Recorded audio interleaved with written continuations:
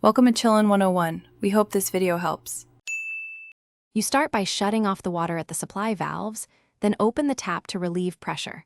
Once done, clear the area and slide a towel under the spout to catch drips. Use an adjustable wrench and the correct Allen key or screwdriver to remove handles. Make sure to note screw positions so reassembly is straightforward. If you see mineral buildup, plan to use vinegar for soaking parts. Now you have access to the cartridge or stem, and you're ready for disassembly. You'll remove the bonnet nut and extract the cartridge or stem carefully, keeping track of small parts. As you inspect, look for flattened O-rings, torn seals, or mineral deposits that prevent a tight fit. These are common causes of movement. Once done, clean brass and plastic components with vinegar and a soft brush to dissolve scale, then dry them.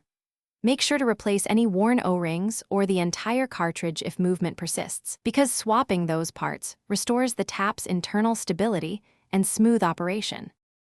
You reassemble by positioning the cartridge or stem and carefully tightening the bonnet nut. Firm, not crushing.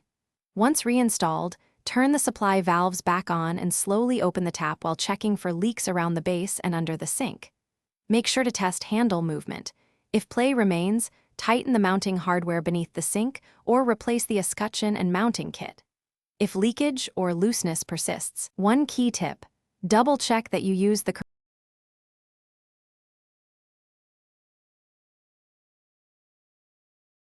Thanks for watching.